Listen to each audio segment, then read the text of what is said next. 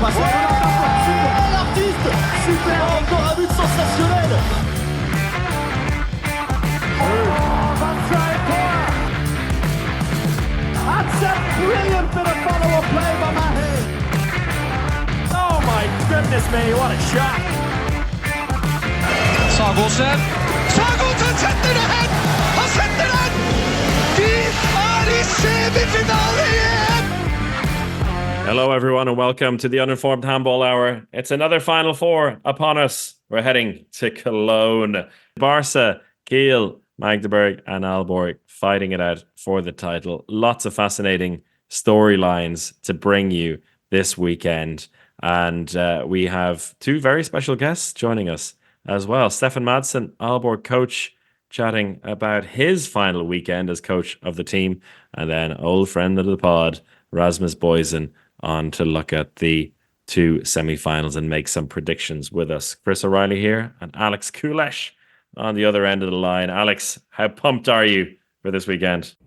Pretty pumped, I'd say. This can be the first Final Four that I haven't been at in a couple of years, unfortunately. So going to be watching it from home. Yeah, it's a magical time of year. It's a magical competition. It's a magical format, and as we talk about in this podcast, there's always surprises to come, and it's impossible to predict where that surprise will be. We had a glimpse of the surprises that the Final Four can offer last week, with Bietigheim getting through to the final, which I definitely didn't predict, and not many people did. But Bjorn Patsen predicted it, and of course, and they managed to get through to the final. But we're second best against Djur. We spoke to Anja Borg from TV2 in Norway all about that in our morning club earlier this week, and also very similar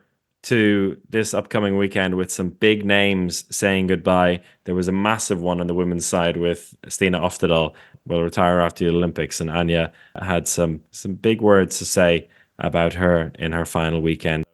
For her to just, with all not the pressure from the media, but all the questions from the media about her future, how it's going to be, how it feels, blah, blah, blah.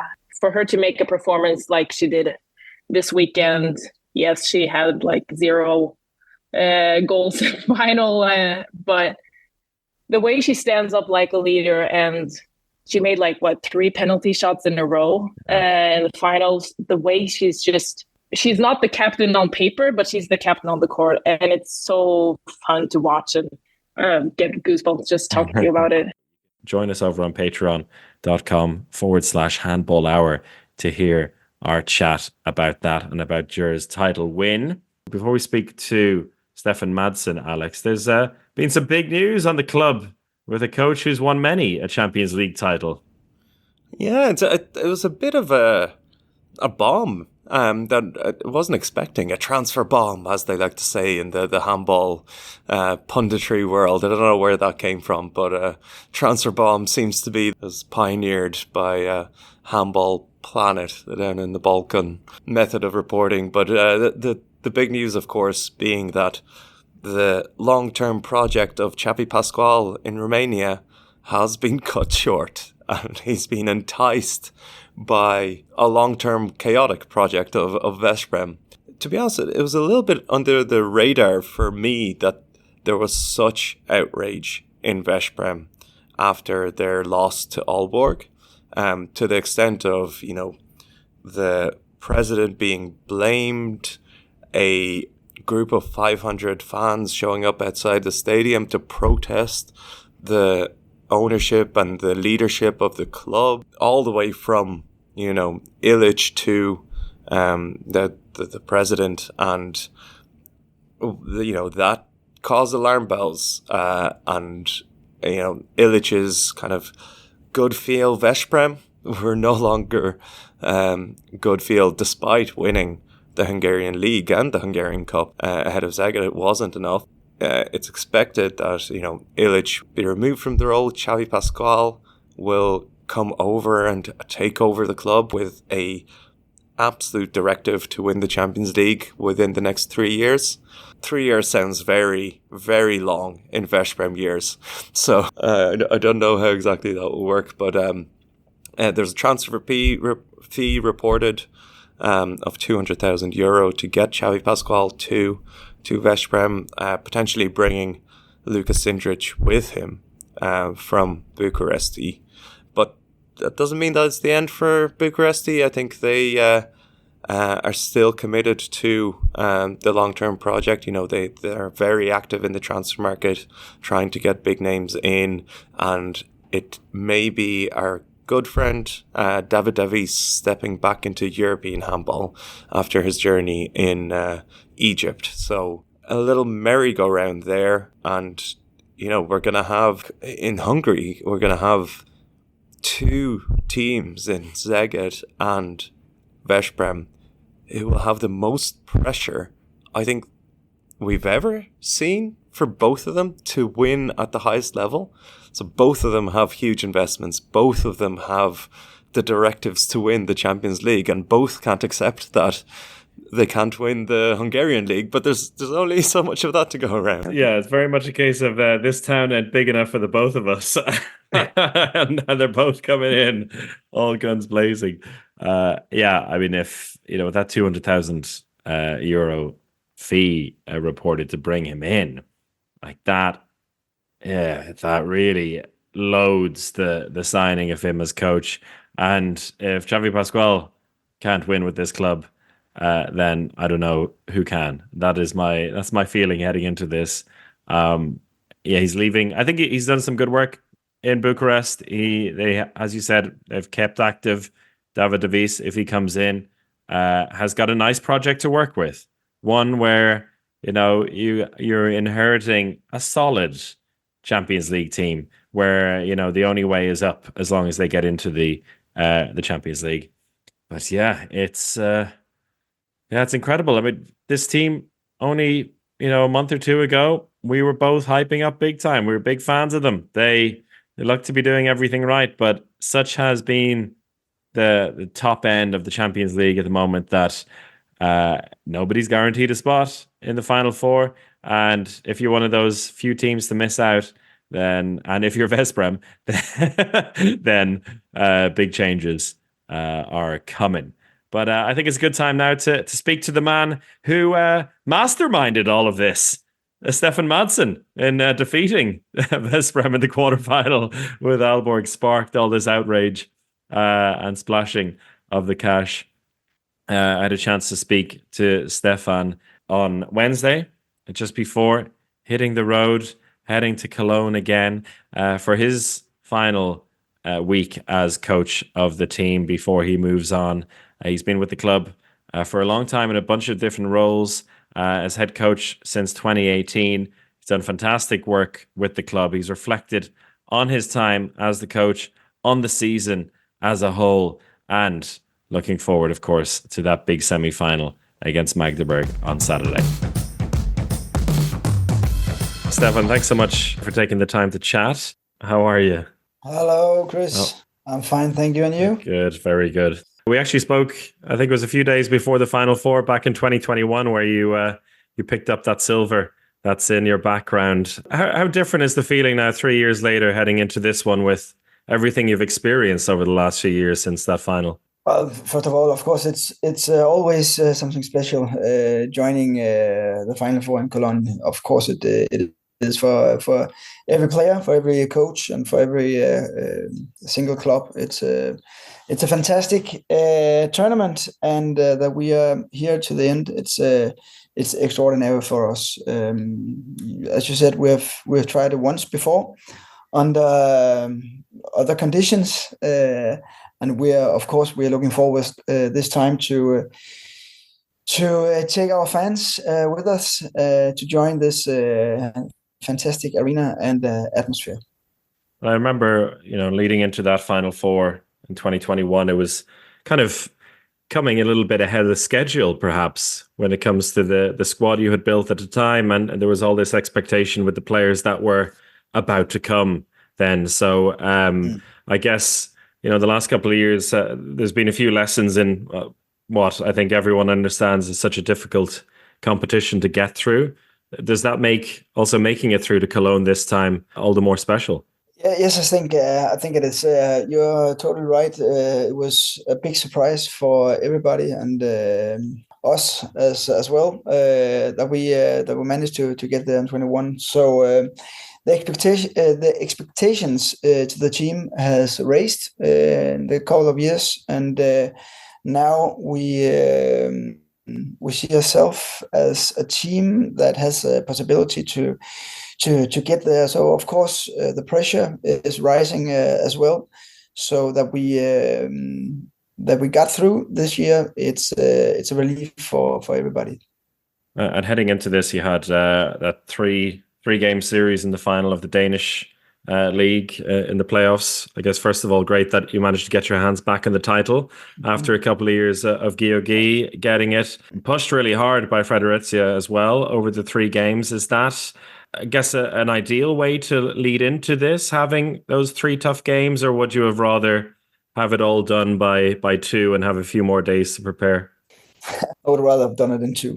Yeah. Fair enough. If I could choose myself, and actually we had the possibility in game number 2, but Fredericia is a very strong team. It's difficult to play against this aggressive defense.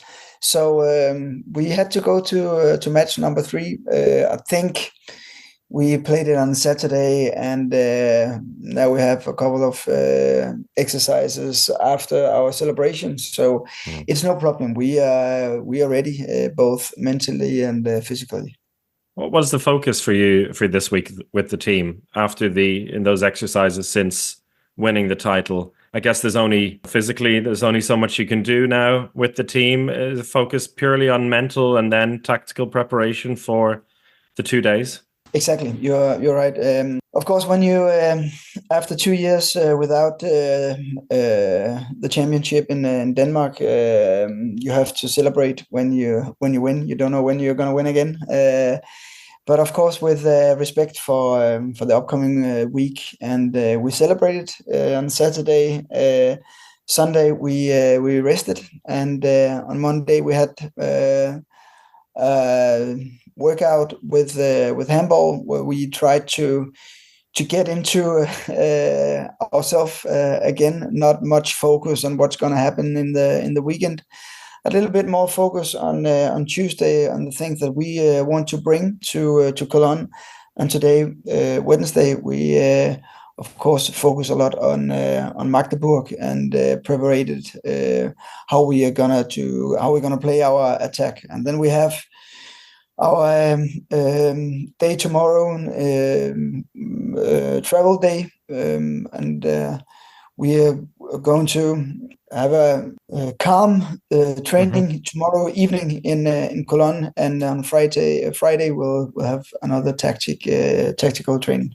And then I guess compared to 2021, Friday will also bring a lot of side events as well, which I guess, with the likes of Miguel and Nicholas know very, very well. But for some of the players, it'll be a new experience as well. The media calls, the fan parties, all that stuff, the extra curricular things that come with it. Has there been much discussion about kind of dealing with the 4 days in total within the team and how you're going to manage that? Well, of course, we talk about how we're going to manage all these side activities, as you said. We are well prepared. I think we know exactly what's going to happen. The schedule is quite precise, but of course it's for everybody, and also the players in Aalborg who has tried it before. It's another experience, but we know the things around the hotel, with media time, with marketing and so on. But the experience with the many fans and the Landaxess arena with 20,000 people, I think it's difficult to prepare for that. Overall this season, I think from the outside, it seems like the team has dealt with the course of the season very well, like how you've worked through the Champions League and also managing the Danish league. Also in terms of the squad, you seem to have managed things a little bit differently as well, like using, I mean, Miguel Hansen is a great topic, and someone that everyone looks at also in terms of how much he's used. Has that been a specific thing in terms of managing his workload and trying to help him peak at the right time? Yes, it has. We all know the history of Miguel, what he's been through, and in January he struggled after the championship, and we knew if we should bring him to his top level again, it would cost a lot of time, and I think we have done it almost perfect and the right way. I think we have Mikkel now in a good shape. He is very hungry for what's going to happen here in this weekend, and we know he can be the main part in such a weekend. He has the experience, he has the quality, he has the guts to stand there. So we are looking forward to that. I guess the contributions of people like of Alex, Thomas, and Mads as well has really helped to make that happen, because they seem to have stepped up to even a level that I think has surprised a lot of people and the so-called experts. Has it surprised you a little bit as well? It's arrogant to say no, I'm not surprised, because well, you would know. You would know. Yeah, we knew. We are the real experts. No, yeah. Of course we hoped, and we had a very good feeling that the potential on these players is what we have seen. But of course, one thing is the experience, the expectations, and the other thing is actually to do it. And Thomas has his history himself this autumn, where he struggled coming back on track, and I'm first of all very glad that such a young player has the guts to tell everybody, here I have a very big problem right now. I need help.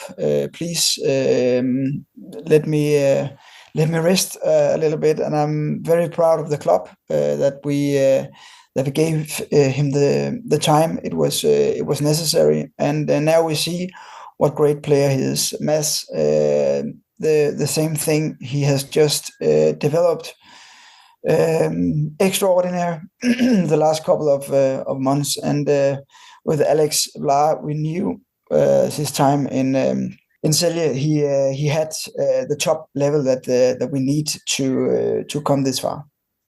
Just quickly on Thomas and also with Miguel, both players who've taken some time off to look after the mental health. I think you and the club have received a lot of positivity in return for that, in the way that you've dealt with it, and as you said, very proud of it. Is that's something that felt very natural between yourself and the club management to make that happen? Actually, yes, and it's a question of the environment in the club. Our main goal is, of course, lifting up the trophies. But if we manage to get there, we need players who are in sync with themselves. You know what I mean about that? Yeah. That they are not only happy on the court, but also outside the court. And it's two different stories, Miguel and Thomas, but the way the club has given the time to regenerate, I'm very proud of that, and I think it was totally necessary. Looking ahead a bit to Saturday and a game with Magdeburg, where there's an awful lot of familiar faces, a lot of former players of yours, and of course the players at this stage in their careers will all know each other very, very well. But that's a little bit of a special aspect of this game as well. What do you think will be the key areas of taking on this seemingly unstoppable force at the moment? First of all, it's of course it's always something special playing against so many players that has been here with us. We know them very well, Yep. but I think they have done a fantastic job this year. Maybe the best playing team in Europe at the moment. But if we are gonna succeed on Saturday, we're going to be ready to a lot of direct duels. It's the way Magdeburg is playing, and of course we hope that we can bring the duels a little bit far away from 6 meter. But the players in Magdeburg, Gisli, Janus, Felix, Omar, and so on, I could continue. They are very clever and they are very good to find the space inside 9 meters. And they are very good at keeping on the ball, not making too many mistakes. And that means they are often getting 2 or 3 chances because they are getting this free throw after a duel. So many things are going to go our way, but I think we have what is needed. We played, I know it's a long time ago, but we played a very good match against Magdeburg in our preparation in Germany. And as I told you, we know the players very well, but of course it's going to be a very, very difficult job. Yeah, a lot of patience will be needed. A lot of patience, yes. Finally, then, it's also you coming to an end of your spell with the club after many years together in different functions. Have you had a chance to let yourself think about that at all heading into this week? And if you have any reflections that you're really most proud of your time with this team? It's a good question.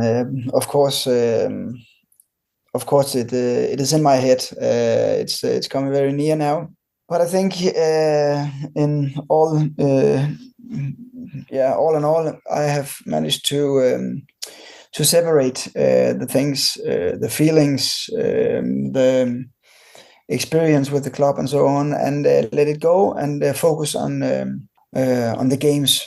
I would lie if I don't say that it's going to be a very, very special weekend for me. I'm very proud of my time in Aalborg. And actually what I'm most proud of is not the titles. Of course, I'm proud about that. But I'm very proud that we have managed to develop the club into what we are now. It's another team. It's another club than I took over in 2018, and everybody knows I haven't done this myself. It's a commitment from many people, and that's what.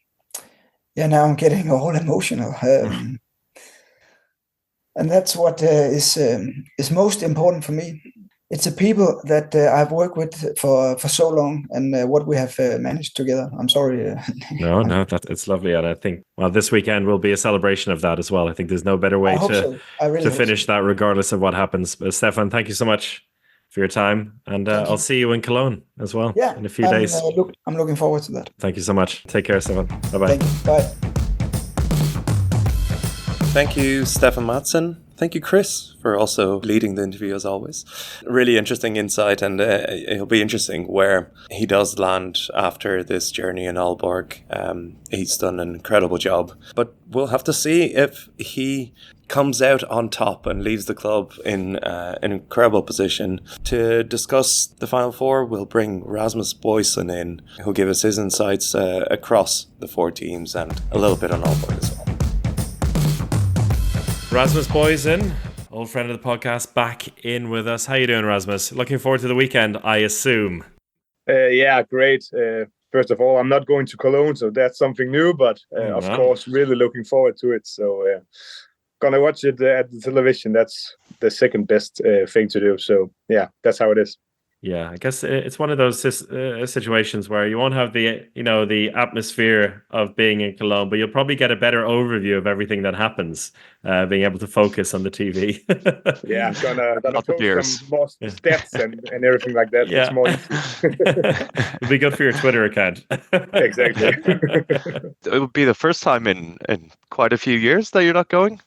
Yeah, that's true. It's actually because of I'm going to be married this summer, so it's like in 3 weeks. So I think that it's better to focus on my marriage than handball for the first time ever. So yeah, that's how it is. It's But the beginning of the end. No. No, well, congratulations, then, first of all, for your upcoming wedding. Before we go into the 4 teams for this weekend and the Final Four in Cologne, I think it's always interesting to hear your reflection on the season so far and how you felt it's gone. Because I think, like us, you always have strong feelings about how, the format of the competition and also how the knockout rounds go. How do you look back on this season to date? I think it's a good old song for me. The format, I don't like it. I think the group phase, once again, was pretty boring. Pretty straightforward. A lot of matches, a lot of course, good matches, but the drama, everything like that, it was not there. And then we go to the knockout phase, and then it arrived. I think there was some amazing matches, and I just think to myself, after watching these, especially the quarterfinals, that this Champions League system could be the best in the world if we played with less group matches and more knockout phase matches, because it was very, very filling to watch. And I really, really liked it. And of course, now the Final Four comes, and that's the highlight of the season. So I think the Champions League has been overall, sorry to say it, but pretty boring. And then when going to the knockout phases, we saw some good matches, but still we could, and I will talk about that later, we could talk about some clubs who didn't even played one match where everything was at stake. So that's pretty boring. I hope that, and I'm also pretty sure that we'll get some thrilling matches in Cologne. But overall, I just hope in the future that someone would look at the format and just say, let's do something totally different, because it has been pretty boring. Yeah, so I generally agree with your viewpoint on kind of group stage and knockout fully. But interestingly enough, this year, the 4 teams in the Final Four are the teams that finished top of each group. So Kiel won Group A ahead of Aalborg, and then in Group B, it was Magdeburg and Barcelona. So it is I think there is a big advantage in that group stage and getting those that pass into the quarterfinal. I think it's probably underappreciated, but it doesn't take away from the fact that it could be done better. But I think, it is important that the group stage, and we've seen it time and time again, the teams that do kind of come out on top actually do get an advantage and avoid some big matches or have a bit more energy to get into the Final Four. Yeah, of course, and it was the same last season, where it was the top 2 from both groups who made it to the Final Four. I think this time it was maybe a little convenient coincidence, because Barca, they lost against Montpellier in the last round, and then everything was different in the bracket to Cologne. So yeah, of course it's an advantage to be in the top 2 and to go directly to the quarterfinals. But this time it was more like, it was good, but it's difficult to say that it was the thing that turned everything around. So for me, my point was that I think there's just too many matches that not count a lot, and that's not good for the product, in my opinion. Heading into the semi-finals, then we'll start from the start. The first one between Magdeburg and Aalborg. We had Stefan Madsen on earlier in the podcast, so maybe we'll start with Aalborg. A lot of, I guess, big headlines heading into this one, but the massive one is the last chance saloon for Miguel Hansen to win the Champions League title. How do you reckon this Aalborg team is shaping up heading into this weekend on the back of winning the Danish league last week? Yeah, I think it's pretty difficult to say because some of the players have been injured and are injured. Lucas Nilsson, who have played a very good season, I think, and have surprised me a lot. He has been injured, and we don't know if he will play yet. He's important for them. Mikkel Hansen has been injured, but is back now and have played pretty good lately. Of course, very important for Aalborg. The same with Niklas Landin, who was injured with the eye and now is back, but haven't been playing that much. And I think that the level of Aalborg, despite the fact that they have won the Danish league, they have not been playing that well. They played amazing against Veszprem in the two matches in the quarterfinals, but after that they have, the level have been maybe a little bit a little bit worse, I think. So it will be very exciting to see them against Magdeburg because there's a lot of players. They know each other. There's a lot of former Aalborg players in the Magdeburg team, and for me, the biggest topic is that whether or not the defensive, the defense of Aalborg can they cope with the individually great players.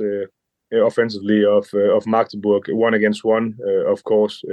Kielse, they did it, and if Aalborg can do it, they have a good chance. So it's a great team, I think, and they have a lot of great players, a lot of hungry players, and a lot of players who have been playing very very good in the 2024. So of course they have a great chance against Magdeburg, and I think the two teams will fit each other very well. Yeah, and I was surprised a little bit that Aalborg, who were very comfortable in Denmark all season, they're clearly the best team. That in the end it came down to a 1-goal win in the in the decisive leg in the Danish Championship against Fredericia. Do you think it is just the weight of the season, the injuries that have all stacked up to impact Aalborg now, where they were stronger before and are actually struggling a little bit, or was it just the quality of Fredericia at the time? I think that there's a lot of stuff. I think, of course, Fredericia is a very special team. They play in a very special way. They play a lot 7-against-6, and they have a very offensive defense, so they are very difficult to play against. But I also think that the pressure on Aalborg was so big. They lost 2 finals in a row against GOG, and now they played against Fredericia, and all the pressure on the Aalborg. Everyone talked about that they will win easy, and they didn't. So I think it's a big relief for them now to win the Danish league again and to be qualified for the Champions League next season, and now they can focus on Cologne. So I think that we will see a totally different Aalborg team, because it's also a totally different way. They will go into these matches as underdogs, and in Denmark they have been the big favorites, so they can play more without stress, I would say, and just give it a go and try to do everything they can against Magdeburg, because I think that almost everyone think that Magdeburg is the favorites, but I think that Aalborg has a good chance because they can play with high speed, just as Magdeburg do, and also they showed it against Veszprem that they can play in a lot of different ways, and both Stefan Madsen and Simon Dahl, they are great brains, handball brains, I would say. They are tactically very strong, so they can cope with the Magdeburg tactics, I think. So I think we will see a better Aalborg in Cologne. That is a really good point about the mentality shift from being, the team that hasn't won the Danish league in 2 years, having to win it, getting that out of their system now, being able to, they celebrated on Saturday, and then, focusing back on this weekend. Stefan Madsen was very much focused on the defensive side of things. And as you were saying there, trying to deal with Magdeburg's attack. having to be really patient and knowing that is going to be the key for them. Do you see it in a way that if they can sort the defense out and the goalkeeping out, that the attack will kind of take care of itself then? I actually see the attack as part of the defense, because when you play against Magdeburg and you make these technical errors, they are so good at getting to the other end of the court and just scoring. And we saw it against Kielce. Kielce, they made they didn't make any errors, and that's also a part of it. I think that Magdeburg made 22 and 26 goals against Kielce in the two legs, and that's not normal for Magdeburg. And I think that, of course, it's very, very important for Aalborg, as I stated before, that they can cope with the offensive play of Magdeburg, and that's very difficult. But it's also very important for them to play in the offense with secure and not make all these errors. But it's also a paradox, because they need to play with speed and they need to play against the goal to open this great Magdeburg defense. But they can't make a lot of errors, and we saw it in the second half against West Brom, where they played so good in the first, I think, 40 minutes or so, and then they got maybe a little bit tired and stopped to play with speed and so on in defense and in offense, and then some errors came, and West Brom, they managed to turn the match around, and that's very important for them against Magdeburg, that they can't do that against Magdeburg. Does that make Mikkel Hansen more important in this game? He was barely used in the quarterfinal against West Brom, partially due to injuries, partially due to kind of stylistic matchups, but when he was used in that game against West Brom, it was at times where the Aalborg attack just got a little bit too chaotic, too crazy. You know, you have incredible talents in Arnoldson and Hoxer, but they're still young. You know, they're still prone to getting kind of too fast or too excited and causing those errors. And when Mikkel Hansen came in, he did steady the ship. He has that experienced head. But I was surprised he wasn't used more in that quarterfinal. But now that he's in better health, do you think he will play that really crucial role in controlling the attack and negating that threat from Magdeburg? Yeah, I think so. In some part of the match, because I think that they will play a lot, of course, with Arnoldson, as you stated, and of course Hoxer, and then we don't know about Lucas Nilsson, but also Vla, so they can play some of the matches with speed and go against goal a lot, and then some of the matches they can use Mikkel Hansen to take some pressure off the shoulders of Hoxer and Arnoldson, and maybe play 7 against 6 and try to take a little bit of the speed out of Magdeburg. We often see it when some of the teams they play 7 against 6, that they take some of the speed out of it, and that could be a very good tactic for Aalborg in some part of the match. And then we also know that Mikkel Hansen, he has the experience. He don't know how to win the Champions League, but he know how to cope with difficult situations in the end of the matches. And I think that Magdeburg has showed also in this season that they are very, very good in crunch time. So crunch time will be very, very important for Aalborg. So yeah, I think in some part of the match, Mikkel Hansen will have a big role, and then also some part of the match he won't play that much. Heading into every Final Four, I think you always come up with the logic that the winning team will have the best goalkeepers. That is what you need to win, whether it be a Final Four or a final weekend at a major international championship. And for Magdeburg heading into this, a month or two ago, they looked like they had one of the best pairings around. But Nicola Portner not going to be there this weekend due to his failed doping test. Is that all of a sudden, that goalkeeper department, a real worrying factor for you over the course of the weekend and potentially already in the semi-final? I think I've learned that it's not that important for Magdeburg. Of course, Sergio Hernandez is a very, very good keeper, but they play they play in a way that, okay, sometimes they play against teams where it's a match with a lot of pace, and then, yeah, okay, if they have 2 or 3 saves less than the other team, they can cope with that. So Magdeburg, they are just playing in a different way than any other team. So I've just learned that it's not that important for them. Of course, it is important to have some saves, but and it is of course important in Final Four to have some goalkeepers with saves and with a level. But I can't say that it's that important for Magdeburg. It sounds weird to say it, but I think that they have showed that they also, when they play matches with less saves, they just run and run and run, and then it's okay.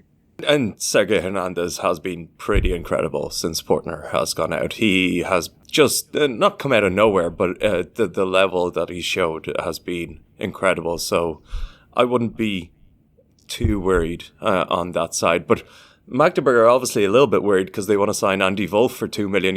But maybe, Rasmus, you can save him a few pennies by sharing that knowledge. Just before we move on to Magdeburg, there's a lot of legacy on the line here, and I want to speak about legacy here. For Magdeburg, of course, there's a historic season, but I do want to touch on Hansen a little bit, and like how important is this for Mikkel Hansen's legacy if he does win this Champions League? Are we talking Lionel Messi winning World Cup kind of change in status, or in overall all-time ranking? And I suppose, how much does he really care about it? Which is what's always really hard to read with Mikkel Hansen. He hasn't won the Champions League, but he's never come out and been like, this is the most important thing for me that we've seen, other athletes in the other sports. It's a good question. To be honest, I don't think it's that important for his legacy. He has won a lot of stuff. Of course, you would love to win it, but we also see a lot of other great players in the history of handball who haven't won the Champions League. It's not that easy.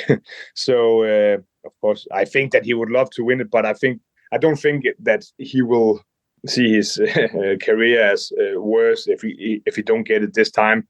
It will be a surprise, of course, to win it with Aalborg, and it will be an amazing story for him to do it. But and in the other way around, if he win it, I don't see him as one of the best 3 players in the history. But that's a long story. Why I don't do that? That's not for this podcast, I guess. But for me, it won't change. It won't change that much, to be honest, because it would be another thing if he didn't win a lot of trophies, but he has won everything else than Champions League. So for me, it's not. It won't change in the whole picture. It won't change that much, I think. What about you, Chris? I'm just thinking that the fact that he's not going to carry the team most likely is the key thing. If he was absolutely central to Aalborg potentially winning it, and then does what he did at the World Championship for Denmark a few years ago, and scores 10 goals in each game, that I think would be quite groundbreaking. But I don't see him do that. I see him going to play the role that you guys already mentioned, him popping up every now and then, dictating the play. He could be there in the crucial moments in a 7v6 situation and do what he did, for better or for worse, in the final of the Euro in January. But yeah, I can't see him. It would be a really nice thing, but I don't think it changes. It would be a really nice thing. It would be a bit like we just saw. With Sandra Toft and Anna Gross finally win a title for Djur. It wouldn't change him and what he means to the Danish people, which I think we spoke about a few months ago when the announcement came, Alex, that his national team record is the thing that will define him for many people in years to come. It would still be really. It would be really nice though, but it wouldn't. And be one way to go out. Then maybe to Magdeburg. I know we've been talking about Magdeburg as just this incredible beast for such a long time now, but I don't think the conversation has been to a level of like all-time great team, you know, to the likes of the early Kiel days, to the, you know, perfect Barcelona season. No one's kind of driving that comparison, and maybe partially because of a little bit of the style that they're playing, but, you know, they have the opportunity to win a quadruple, you know, Bundesliga, German Cup, IHF Super Globe, the very important one, and potentially a second Champions League title in a row. And I think the whole conversation about this Final Four is about who can stop Magdeburg. From your perspective, if they do win this, do they go on the pantheon of greatest teams of all time? No, I don't think so. I think they need to win more, because the teams you mentioned, they won it like 4, 5, 6 times. Barcelona 6 times in a row. So it's very difficult to be on that level. But yeah, you could say Vardar, they won it two times in 3 years also, and I don't see them as one of the greatest team ever. But if they win this time, they are. I think now they are not the club to beat. I don't see them as the big favorites for the next 2 or 3 years every year. I see there's a lot of teams who can win. For example, of course, also Barcelona. But if they win this season, it will be a big thing, and they could be in the future. I don't think they will, because there's just so many great teams at the moment in the top of the European handball. But I'm just so impressed what they have done. I don't think they play the best handball, maybe, but it's the most effective handball, and they are so difficult to beat. So very, very impressive what Bennett Wiegert has done, and I'm impressed with his coolness all the time. No matter what they face, he's so cool. In the crunch time, he's just so cool. So amazing team. You said that the goalkeeper duo is not a particular worry for you. Is there an area of their game that does worry you and that could be exposed this weekend? I think what we saw against Kielse could worry them, because they not seem to have a plan B. They play a lot 1 against 1, 1 against 1, 1 against 1 all the time. And if that doesn't work, it seems like they will play again 1 against 1. They did that against Kielse. And as I mentioned before, when their plan B could be to run, to try to pace the game and to get these counter-attacking goals. But what Kielse did was just to not let them get these counter-attacking goals. So if Aalborg can manage to win these 1 against 1 duels in the defense, I have some problems to see what Magdeburg could do. I have a strange feeling that Michael Damgaard once again could get a role, maybe. And he, of course, has something else than Smarterson and Gisli Christiansen and Omar Inge Magnusson. He has something else, and maybe that could be the plan B or C. I don't know, but I think that that could be worrying for Magdeburg. That what should they do if Aalborg have the same ability as Kielse had? That just sparked the memories from last year with Damgaard, Christian O'Sullivan, Marco Bezjak. You know, a trio that we just did not see all season long. And Damgaard has to be the most patient man in the world. Like, he never plays anymore. Like, not even when they're like cruising in Bundesliga games that I see him in. He's just there, you know, twiddling his thumbs, and well, you know, then he comes on the Champions League semi-final and final, and he does the business. But when he plays, he's not patient. No, yeah, he just explodes. Maybe that's part of his issue. Yeah, it is really, it's a fascinating thing, and I wonder what's going through his mind in these situations. But interesting that you see him potentially playing a role as, I guess, the bulldozer as a plan B or C if necessary. I also think that's one of the parts that I love most with the Final Four in Cologne, that every time something we didn't thought about happened. Last year, you mentioned it before, Marco Bezjak, for example, and there's been a lot of stuff going on in Cologne that we didn't thought about, and I think that same will happen again. So it's just exciting to see what it is.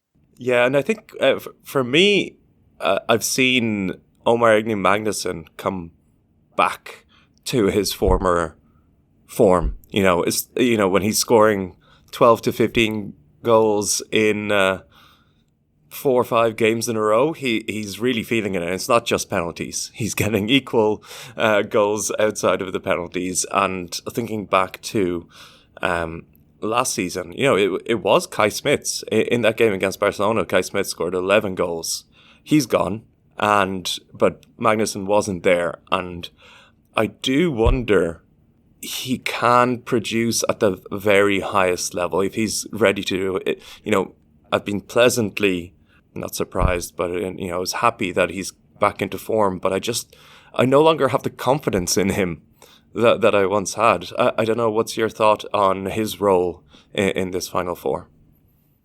That's also difficult to say.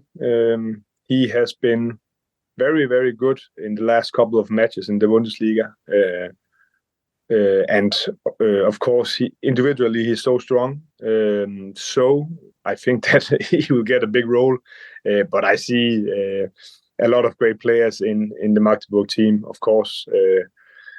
But when they play at their highest level, Magdeburg, it's with Omar Igni with a big role. So of course, if they should get some success at this Final Four, it will be very, very important to get him back at his old level, I would say. And there are still injury concerns about Christiansen. Isn't that correct? He came down with a injury in one of the last Bundesliga games, so he's not going to be fully fit. But it's never stopped him before. Exactly. He's always a little bit injured, I think. Yeah. And it's hard to say it, but if they are without him, they have a lot of other guys. Smarterson, for example, the same type, I think. So they have a great team. They have a lot of players. But of course, it will be a big blow if he's out. Yeah, I've really enjoyed the connection between Smarterson and Klar in particular. That has been a joy, and it's incredible that both of them have come in just this season and really fit like a glove into this team, although Smarterson's on the way out immediately afterwards. We spent a lot of time on this first semi-final. Let's fly on to the second before we go into the predictions. And it's the Classico, the two teams that have accounted for half of the 14 titles won in Cologne in the past. Barca with 4, Kiel with 3. First on Kiel, it has been the most bizarre season of all time, where they've just had two completely different faces. I was going to say in Europe and in the Bundesliga, but also we saw in the quarterfinals, the contrast between the two of them. It's probably the last time we're going to see them in the Champions League for a few years, I reckon. So what are we gonna see from them in their last 2 games for about 3 years? Yeah, as you stated, they are just so unstable. One match they play amazing, the next match they can't defend, and then they lose. Against Montpellier away, I think Montpellier they made 39 goals, and in Kiel, Montpellier made 21. It says everything. So they are very unstable this season. I think their defense has been pretty bad for 2 or 3 years, to be honest. Previously, they had Niklas Landin, who saved them a lot of times. Now they still have great goalkeepers, but not at the level as Landin. And I also think that the problem for them is that they are so unstable that some of the matches, they need to score a lot of goals to be in the game and to pace everything up. And other matches, they are very strong defensively, and then they will play in another way. I think they play a little bit old-style handball, to be honest, without speed, but with some great shooters from distance. And they need to get some goals in the second wave. That was what happened against Montpellier in the second match. In the end of the second match, they found something in the defense, and then they just ran and scored some easy goals. And if they should have a chance against Barca. They need these easy goals. But I think it's difficult for me to tell you why, but I just think their defense, they are not strong enough, both together, but also one against one. Something is missing. Their level is not as high as it was 2, 3, 4 years ago. So it has been a very, very confusing, I would say, season for them. They are in the Final Four, and that's amazing. But they were, I would say, a little bit lucky, and they are not in Champions League next season. And yeah, it's just new times for Kiel. I also think that the signings they made, they are not as good as they was 4 or 5 years ago. There's a lot of teams there that want the same players as them, and the stars, some of them of course play in Kiel, but a lot of them doesn't. As stated, new times for Kiel, and I think they will have a very, very difficult match against Barca. I think it is a star-studded squad, and it's a failure from EHF to figure out who the stars in the team are at what points. So, when you look at the international competitions, the likes of Bilic, Johansson, Skipagotu are all like flying at incredible levels, and they control teams, and they're the main player. But it's been completely random which player shows up for Kiel, and that also dictates style. What their style is that day, how fast they play, and I don't think you can say that they don't have the players to beat Barcelona. I really think that their whole system is just not there. And to be fair, I agree with you on the defensive point. And Pekler and Vinček are just not the same players they were. That's a big difference. But offensively, they have all the weapons, but they just seem to either perfectly use those weapons and snipe someone from 30 meters away, or just drop the gun. That seems to be the way it goes. You're both on the same page there in terms of the long range shooting, which you spoke a lot about, Alex, after the quarterfinal against the second leg against Montpellier. Both of you, do you see some kind of avenue to victory besides them scoring a bunch of goals from 12 meters and hoping that Bellassin has an absolutely miracle game? Because still, man to man, I find it really hard to see an avenue. I mean, it's Cologne. Is that are we just relying on the insanity of Cologne? Only hope. A miracle? Oh, of course, everything can happen. I hope they have something to do tactically against, especially the offense of and the counterattacking of Barcelona.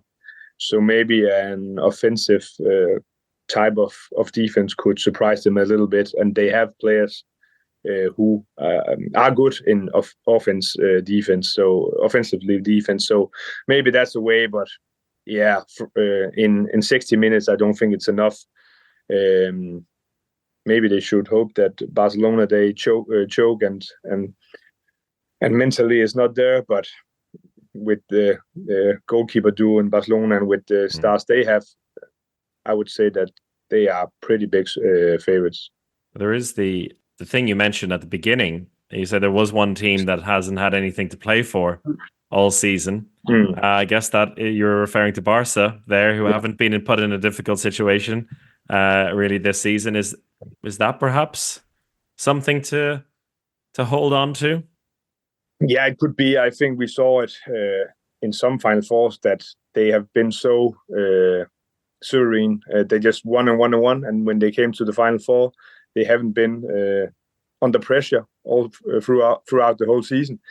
But that's not the case. I think this time they lost some matches and they lost the final. They lost at the Super Globe and so on. So it's not like they haven't been under pressure, and they have also rebuilt their team totally. I think that it's impressive to see that they have done so good with a lot of new players, and without Fabregas, without Sindrich, and with Domen Markuc injured. It's strong they have been better and better throughout the season, and I don't think we'll see them choke mentally. I think they are big favorites. There is a benefit to having defined players. So to kind of counteract my point on Kiel, we know DKM is going to run this game, and he's done it incredibly well this season. I've been harsh on DKM in the past, but he has answered a lot of criticism, and this season in particular in the Champions League, he's been a formidable force. So you know that they're going to channel through him. We know that Emil Nielsen is going to be back there, and if that doesn't work, it's Perez de Vargas that's going to step in. Despite them having some weaknesses in that playmaker position or kind of the line player position, they managed to lean into their strengths and really capitalize on that instead of Kiel, where they don't know where their strengths are. And I think in this case, that will just lead to a really decisive victory. I don't know how much more there is to talk about this game, where Kiel are just an absolute disaster. I suppose the question is, are Kiel going to put up a game, or are they going to lose by 15 like they've done in the Bundesliga a couple times this season? Yeah, and I think the way to open the defense of Barca is fast players and fast playing, and I don't see Kiel play that way. Of course, they have Skippergötze who can play one against one very fast, but we saw it with Barca facing Montpellier at home and lost with the speed they had, Montpellier. And we also saw it against Magdeburg. In Magdeburg, they played very fast, and they sometimes have some problems against fast players, but that won't be the case against Kiel. Kiel, they don't play fast, and physically, there's no team in the world that can surprise Barca because they are very, very physically strong defensively. So, again, it's just difficult to see Kiel surprise them. All right. Well, let's dive into some predictions, shall we, gentlemen? Once again, similar to last week, mine were already shared on the EHF channels. Good sign for me is that they're exactly the same as Victor Tomas's, so at least he agrees with me. Alex, from 4th to 1st. And why? 4th, Kiel. I think it's going to be Magdeburg to win it. I think it will be a really close game against Aalborg. Really, really close one. And then it will be an even closer game against Barca.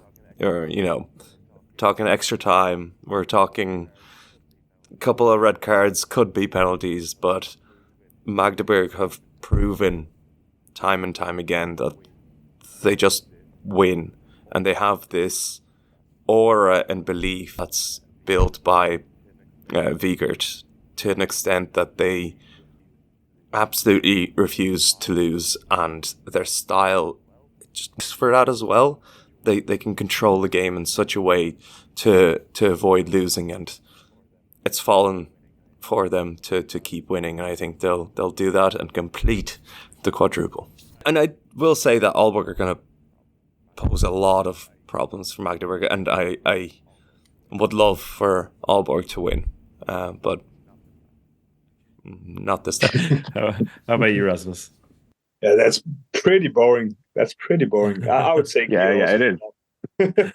Kiel 4th, Magdeburg 3rd, and then Aalborg 2nd, and Barca will win it, I think. Yeah, the same as Alex. I think that the match between Magdeburg and Aalborg will be down to the wire, will be very close, but it's just too boring to call a Barca-Magdeburg final. But I think if Magdeburg will go to the final, I also think they will defeat Barca. They have done it so many times, both in finals and also in just normal matches throughout the last 5 or 6 years.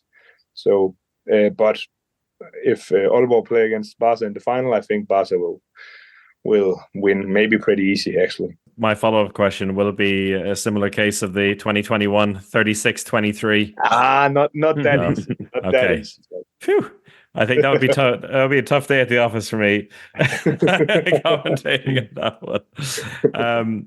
I went for Kiel 4th, Aalborg third, Magdeburg second, and Barca to win. We can't look beyond Dicamem and that goalkeeper duo. So one of them, maybe both of them, over the course of the weekend will have just magnificent games. Rasmus, it was a pleasure as always. Thank you so much for joining us, and happy wedding coming up in the next few weeks. It's a good sign, I think, that you're already making some sacrifices. I wouldn't know, but I believe that that's what marriage is all about. So good for you. Thanks, Chris. Thank you so much, mate. I'll talk to you soon. Enjoy the weekend. You too. Good stuff. Thank you, Rasmus. There's our predictions for the big weekend. Any final words, Alex? I'm going to miss, you saying at the beginning, you are not going to be there. Rasmus isn't going to be there. Who is going to be there? I mean, 20,000 people are going to be there, but two of the big hitters won't be there. They'll be on Twitter instead. It'll be a battle between you and Rasmus there. Yeah. Look out for content. Look out for some serious content over the weekend. Have a Kolsch for me. Have a nice crispy Kolsch, and then have 10 more in my honor. It really did hit me during this conversation that I'm actually quite sad I'm not going to be there. It's an incredible weekend, but thanks to our friends at the Spin, I don't have a ticket. Well, if it makes you feel any better, most of the people doing the Spin aren't going to be working for the EHF this weekend either. So I think if you were in Europe, you might have gotten you might have gotten a Xavi Pascual, maybe not a 200,000 euro transfer fee, but there would have been something offered your way. That's for sure. Yeah, and I'm not going to blame anyone. I am on the other side of the world, so it's no expectations there. A really nice chat with Stefan and Rasmus. Hope you all enjoy the final weekend, and we'll be back next week with a reflection on how it all plays out. But from Alex and myself, goodbye.